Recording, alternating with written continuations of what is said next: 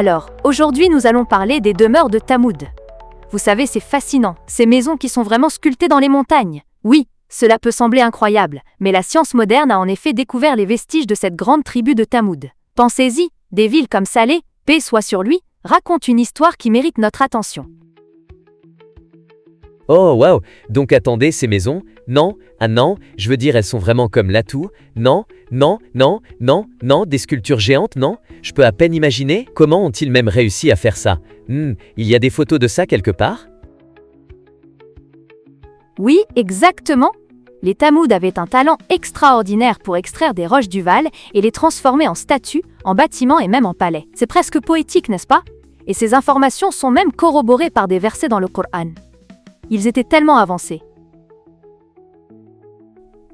Donc attendez, c'est un peu comme si, je ne sais pas, comme si ces gens avaient les compétences d'artistes et d'architectes, tout en étant, je ne sais pas, je veux dire des agriculteurs ou quelque chose comme ça. C'est dingue. Oui, c'est tout à fait ça. C'est fascinant de penser qu'ils étaient une civilisation entière, pas seulement un petit groupe. Ils avaient des rois, du commerce et même des inscriptions documentant leur vie quotidienne. Imaginez juste ces scènes de vie il y a des milliers d'années. Waouh, ça me fait penser à des films historiques que j'ai vus. Vous savez, ces scènes où ils montrent comment les gens vivaient dans des cités anciennes. Je parie qu'ils avaient des trucs fous comme... des marchés animés.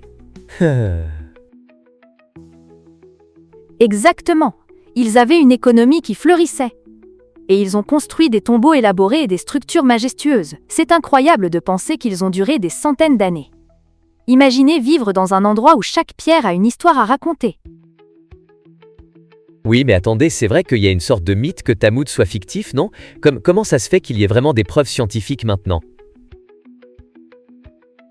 Oui, c'est tout à fait vrai. Des découvertes comme le site de Madin Saleh en Arabie Saoudite montrent des tombes vastes, vraiment sculptées dans la roche. Cela prouve que cette civilisation a réellement existé, malgré ce que certains pourraient croire. C'est un réel témoignage de leur existence. Oh mon Dieu! Donc, c'est comme un musée géant à ciel ouvert? Comment les gens réagissent-ils à tout ça? Y a-t-il des visiteurs qui font des rites? Ou des choses sympas là-bas? Oui, beaucoup de personnes visitent ces sites, et il y a même des rituels et des célébrations qui se déroulent en rapport avec leur histoire. C'est un lien puissant entre le passé et le présent. Mais Thamoud a aussi fait face à des conséquences tragiques. Car, Oh là là, quoi donc? Une partie de leur histoire est sombre? oui, malgré tous leurs accomplissements, ils ont nié les signes de Dieu, ce qui a conduit à leur destruction par un son puissant. Cela nous amène à réfléchir sur les leçons à tirer de leur histoire.